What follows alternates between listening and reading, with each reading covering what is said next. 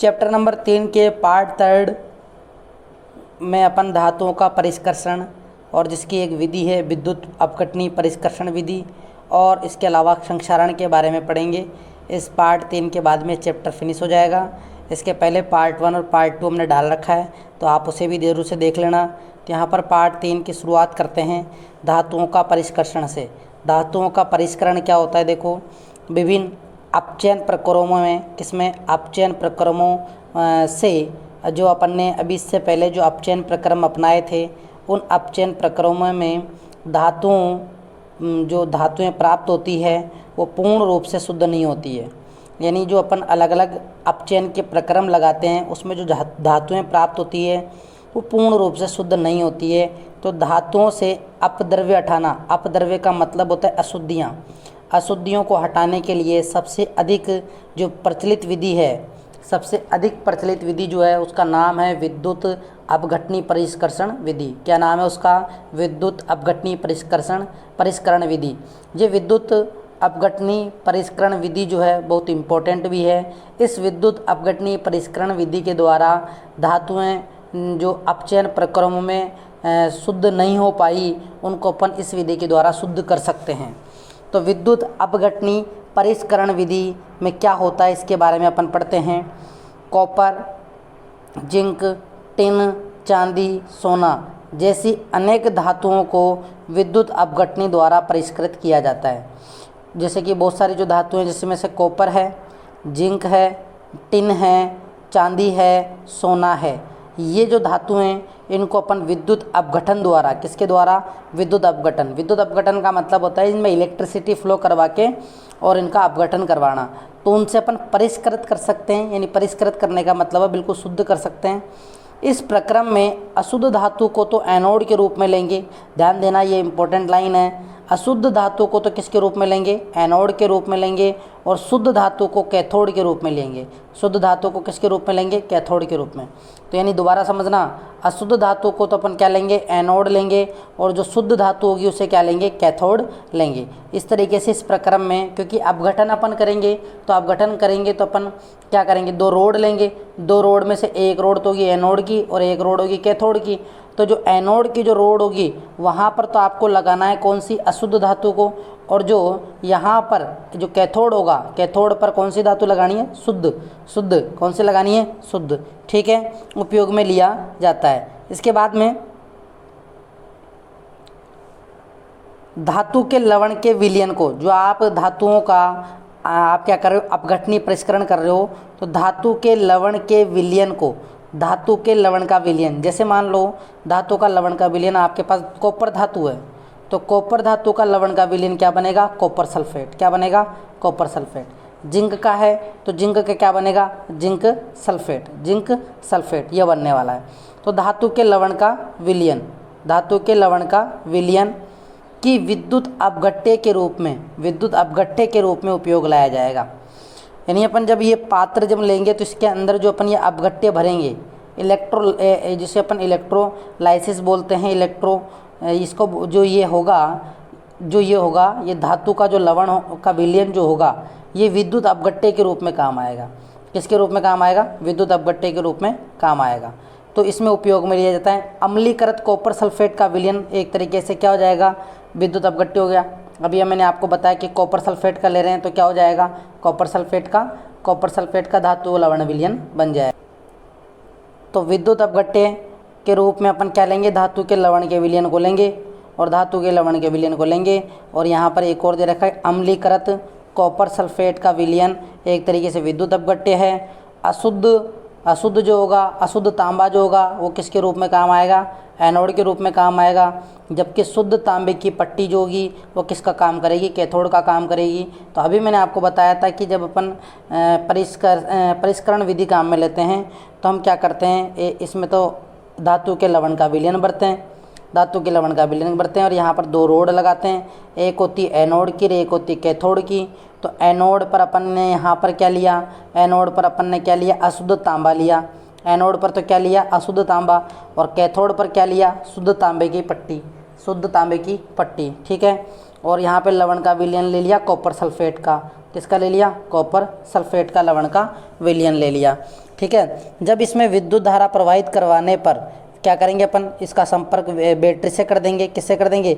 Battery से कर देंगे। तो जैसे इसका संपर्क बैटरी से करेंगे तो विद्युत धारा प्रवाहित कराने पर शुद्ध तांबा कैथोड पर निक्षेपित हो जाएगा। शुद्ध तांबा जो होगा क्या होगा? शुद्ध तांबा। धीरे धीरे इसमें से जो धातु में शुद्ध तांबा यहाँ आकर इकट्ठा होने लग जाएगा। ठीक है, विलय अशुद्धियाँ विलयन में घुल जाएगी और ये सब जो अशुद्धियाँ रहेगी वो कहाँ क्या करेगी? इसमें विलयन में घुल जाएगी। और अविलय अशुद्धियाँ एनोड की तली पर निक्षेपित हो जाएगी, यानी वो आकर क्या हो जाएगी? यहाँ पर इकट्ठा हो जाएगी। क्या हो जाएगी? एनोड के नीचे आके इकट्ठा हो जाएगी। किसके नीचे आके? किसी नीचे आके इकट्ठा हो जाएगी? एनोड के नीचे। निक्षेपित होने का मतलब होता है नीचे आके जम जाना, तो यहाँ पे आके जम जाएगी। तो यहाँ एनोड के नीचे आके जमी ना, तो इसे अपन क्या बोल देते हैं? एनोड पंख बोल देते हैं। क्या बोल देते हैं? एनोड पंख। जो अशुद्धियाँ अविलय होती है और जो एनोड की तली पर आकर निक्षेपित हो जाती है उसे अपन एनोड पंख कहते हैं। क्या कहते हैं? एनोड पंख कहते हैं। अविलय अशुद्धियाँ जो एनोड की तली पर निक्षेपित हो जाती है उसे अपन एनोड पंख कहते हैं। ठीक है, ये जो मैंने आपको बताया इसको मैं आपको अलग से बता देता हूँ। देखो क्या है विद्युत अपघटनी परिष्करण विधि। विद्युत अपघटनी परिष्करण विधि क्या है? देखो सिंपल सा तरीका है। इसके अंदर आप क्या करेंगे? एक पात्र लेंगे, इस पात्र के अंदर अपन भरेंगे विद्युत अपघट्य को, और ये जो विद्युत अपघट्य है, विद्युत अपघट्य के रूप में अपन किसको काम में लेंगे? धातु के लवण के विलयन को। धातु जैसे मान लीजिए आपने कॉपर धातु ली, तो कॉपर धातु के लवण का विलयन होगा कॉपर सल्फेट। क्या होगा? Copper sulphate. इसमें अपन दो रोड लगाएंगे, एक ये होगी और एक ये होगी। ठीक है, एनोड जैसे कि मान लीजिए अगर मैंने इसका संपर्क बैटरी से किया, ये प्लस है और ये माइनस है। अगर मैंने इस रोड का कनेक्शन किससे किया? प्लस से किया, तो ये एनोड कहलाएगा, क्योंकि एनोड किससे जुड़ती है? एनोड पे कौन सा चिन्ह होता है? पॉजिटिव। और ये कौन सी हो जाएगी? कैथोड। ये कौन सी हो जाएगी? कैथोड। और याद करने का तरीका देखो, ऐड करना यानी प्लस करना, तो एनोड पे कौन सा चिन्ह आता है? प्लस का। एनोड पे कौन सा चिन्ह आता है? प्लस का। जब भी आप विद्युत अपघटनी परिष्करण विधि लगाओगे तो एनोड के रूप में ये जो छड़ है ना, ये छड़, यहाँ पर आप लोगे अशुद्ध धातु। कौन सी धातु लोगे? अशुद्ध धातु, अशुद्ध धातु। और यहाँ पर कौन सी धातु मिलेगी आपको? शुद्ध धातु। यहाँ पर आपको शुद्ध धातु। जैसे मान लीजिए कॉपर का एग्जाम्पल लेते हैं, तो आपने यहाँ पर अशुद्ध तांबा ले लिया, अशुद्ध तांबा लिया और यहाँ पर कॉपर सल्फेट का आपने क्या भर लिया? विलयन भर लिया विद्युत अपघट्य के रूप में। जब ये ब्रेक होगा, इलेक्ट्रिसिटी फ्लो करवाएंगे बैटरी से, इलेक्ट्रिसिटी फ्लो करवाएंगे, तो ये ब्रेक होगा। तो ब्रेक होने से क्या होगा? ये धातु जो अशुद्ध धातु जो है, इसमें शुद्ध धातु कहाँ आके इकट्ठा होने लग जाएगी? यहाँ। और अशुद्धियाँ जो रहेगी वो एनोड के नीचे आके इकट्ठा हो जाएगी, जिसे अपन क्या बोलेंगे? एनोड पंख। क्या बोलेंगे उसे अपन? एनोड पंख। यही अपन ने पढ़ा था इसके बारे में, जिसे अपन क्या बोलेंगे? एनोड पंख बोलेंगे। ठीक है, चलते हैं अपन पेज के ऊपर। तो अपन ने यहाँ पे अब हम इसमें समझने वाले हैं संक्षारण किससे कहते हैं। संक्षारण का मतलब हमने पहले चैप्टर में भी पढ़ा था। संक्षारण का मतलब होता है कि जब कोई धातु अपने आसपास अम्ल, आर्द्रता, नमी, ऑक्सीजन आदि के संपर्क में आ जाती है तो वो संक्षारित हो जाती है, इसकी चमक खत्म होने लग जाती है, उसे अपन संक्षारण कहते हैं। क्या कहते हैं? संक्षारण कहते हैं। यानी कोई भी धातु अपने आसपास अम्ल के कांटेक्ट में आ गई, आर्द्रता मतलब ह्यूमिडिटी यानी उमस के, नमी, ऑक्सीजन आदि के संपर्क में आती है, तो उसकी चमक धीरे धीरे खत्म होने लगती है, यानी संक्षारित होने लगती है, उसे अपन संक्षारण कहते हैं। संक्षारण की प्रमुख घटनाएं कौन कौन सी है? पहली घटना तो आप देखना, जंग लग जाना। लंबे समय तक आर्द्र वायु में रहने पर लोहे पर भूरे रंग की परत चढ़ जाती है। ध्यान देना, जंग एक तरीके से भूरे रंग की परत होती है, तो भूरे रंग की परत चढ़ जाती है, उसे अपन क्या कहते हैं? जंग कहते हैं। इसके अलावा खुली वायु में छोड़ देने पर सिल्वर की वस्तुएं जो होती है वो वायु में उपस्थित सल्फर के साथ अभिक्रिया करके सिल्वर सल्फाइड बनाती है, और सिल्वर सल्फाइड की वजह से उसकी परत कैसी पड़ जाती है? काली पड़ जाती है। कैसी पड़ जाती है? काली पड़ जाती है। तो दूसरी घटना तो ये हो गई चांदी की परत का काली पड़ना। चांदी की परत का काली पड़ना ये भी संक्षारण का उदाहरण है। चलते हैं नेक्स्ट पेज पे। नेक्स्ट पेज पे अपन जानेंगे संक्षारण से सुरक्षित कैसे बचा जा सकता है। तो संक्षारण से बचने के लिए अपन क्या करेंगे, उसके ऊपर पेंट कर सकते हैं या फिर ग्रीस लगा सकते हैं, या फिर जंग को अन्य विधियों के द्वारा भी रोका जा सकता है, जैसे कि क्रोमियम का लेपन कर दो, एनोडीकरण यानी एनोड की परत जमा एनोडीकरण कर दो, या उसकी मिश्र धातु बना दो। क्या बना दो? मिश्र धातु बना दो। इस तरीके से जंग से बचा जा सकता है। जैसे कि लोहे के अंदर अगर क्रोमियम धातु मिला दी जाती है तो वो भी क्या है, जंग से बच जाती है, जंग से बचाया जा सकता है। इसके अलावा लोहे में इस्पात को जंग से सुरक्षित करने पर उस पर जस्ते या जिंक की परत चढ़ा दो। जस्ते और जिंक की परत चढ़ाने को अपन क्या बोलते हैं, यशद लेपन बोलते हैं, क्योंकि जस्ते को बिल्कुल शुद्ध हिंदी में क्या बोला जाता है, यशद बोला जाता है। तो यशद लेपन का मतलब है यशद का लेपन करना, यानी जिंक का लेपन करना। अगर अपन किसी लोहे की या फिर स्टील का कोई बर्तन है उसके ऊपर अपने जिंक की परत चढ़ा दी तो उसे अपन क्या बोलते हैं, यशद लेपन बोलते हैं। इससे क्या फ़ायदा होगा, इससे वो जंग से बच जाएगा। इसके अलावा यदि लोहे के साथ अन्य कोई पदार्थ मिला दिया जाए तो पदार्थ के गुणधर्म भी बदल जाएंगे। अगर आपने लोहे के साथ में जैसे मान लो कार्बन मिला दिया, क्या मिला दिया, कार्बन मिला दिया, तो कार्बन इसलिए मिलाते हैं क्योंकि वो बिल्कुल भंगुर प्रकृति का होता है, तो उसे कठोर बनाने के लिए कार्बन मिलाया जाता है। तो लोहे के साथ अन्य कोई पदार्थ मिला देते हैं तो उसका गुणधर्म बदल जाता है। यह पदार्थ धातु और अधातु कुछ भी हो सकता है। अगर आपने उसके साथ जो भी मिला रहे हो, आप लोहे के साथ में जो पदार्थ मिला रहे हो वो या तो धातु हो सकता है या फिर अधातु हो सकता है, कोई सा भी हो सकता है। आप उसके अंदर कार्बन मिला रहे हो तो अधातु है, और मान लीजिए लोहे में क्रोमियम मिला रहे हो तो वो धातु है, वो धातु है। इसके बाद में अपन पढ़ते हैं मिश्र धातु क्या होता है। देखिए मिश्र धातु का मतलब ये होता है कि आप दो या दो से अधिक धातुओं को इतना गर्म कर दो, आपस में एक अनुपात में इतना गर्म कर दो कि वो एक जैसे हो जाएं, बिल्कुल कैसे हो जाएं, एक जैसे हो जाएं। यानी उनका मिश्रण कैसा बन जाए, समांगी मिश्रण बन जाए। कैसा मिश्रण बन जाए, समांगी मिश्रण बन जाए, तो उसे अपन मिश्र धातु कहते हैं। उसे अपन क्या कहते हैं, मिश्र धातु कहते हैं। जैसे मान लो आपने क्या किया, कॉपर धातु ली और जिंक लिया, Cu प्लस जिंक लिया, कॉपर और जिंक, ठीक है। इसको आपने दोनों को अलग अलग रेशियो में मिला लिया आपने। जैसे मान लीजिए आपने यहाँ पर 60% तो कॉपर ले लिया और आपने 40% क्या ले लिया, जिंक ले लिया। इन दोनों को मिक्स किया, इन दोनों को गर्म करके इनका अलग से एक धातु बनकर तैयार हो गई, जिससे कि आपको अलग ही धातु मिली, अलग ही आपको मिला। उसको अपन बोलते हैं पित्तल। क्या बोलते हैं उसे अपन, पित्तल। यानी उनके गुणधर्म ही बदल गए। क्या हो गए, गुणधर्म ही बदल गए। तो मिश्र धातु का मतलब यही होता है दो या दो से अधिक धातुओं का समांगी मिश्रण। दो या दो से अधिक धातुओं का समांगी मिश्रण मिश्र धातु कहलाता है।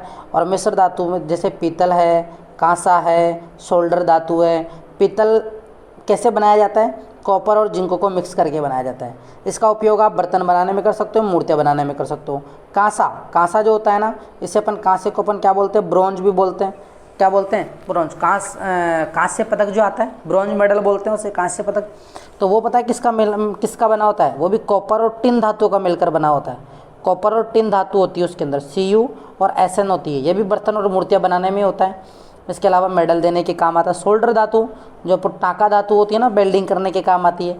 जो भी इलेक्ट्रिसिटी में, मदरबोर्ड में उनकी वेल्डिंग करने में जो काम आती है वो सोल्डर धातु होती है। और सोल्डर धातु बनती है Pb और Sn से। किससे बनती है, Pb। यानी लेड और टिन धातु को अगर मिक्स करके बनाएंगे तो सोल्डर बन जाएगा, सोल्डर धातु बन जाएगी, जिससे कि अपन विद्युत तारों की वेल्डिंग कर सकते हैं, ठीक है। इसके अलावा यहाँ पे देखिए एक इम्पोर्टेंट पॉइंट है, ये भी आपको जानना जरूरी होता है कि शुद्ध सोना जो होता है वो कितने कैरेट का होता है, 24 कैरेट का होता है। और ये जो 24 कैरेट का होता है ये काफ़ी नरम होता है, इससे आप आभूषण नहीं बना सकते, जो शुद्ध सोना होता है वो 24 कैरेट का होता है। तो 24 कैरेट का सोना बहुत ही नरम होता है, जिससे कि आप उससे कोई भी आभूषण नहीं बना सकते। तो इसको कठोर बनाने के लिए इसमें तांबा या चांदी मिलाया जाता है। कठोर बनाने के लिए तांबा या चांदी मिलाया जाता है। तो ये जो तांबा और चांदी मिलाया जाता है ये कम से कम 2 कैरेट होता है। कितना होता है, 2 कैरेट होता है, 2 कैरेट होता है। तो इसलिए जो अपन आभूषण बनाते हैं वो आपको 24 कैरेट के नहीं मिलते हैं, वो 22 कैरेट के मिलते हैं। तो भारत में अधिकांश आभूषण 22 कैरेट सोने के ही बनाए जाते हैं। इसका मतलब ये कि 22 कैरेट सोने के अंदर 22 भाग शुद्ध सोना है और 2 भाग तांबा या चांदी है। 2 भाग क्या है, तांबा या चांदी है, ठीक है।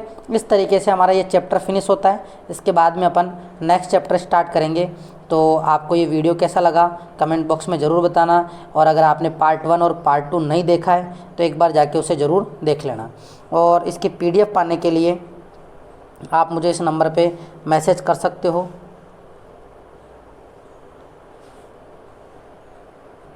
इस नंबर पे मैसेज कर देना, आपको PDF मिल जाएगी। और आप अगर इस चैनल पर नए हो तो इसे सब्सक्राइब कर लेना और अपने दोस्तों के साथ शेयर ज़रूर करना। ठीक है, मिलते हैं नेक्स्ट वीडियो में, तब तक के लिए जय हिंद।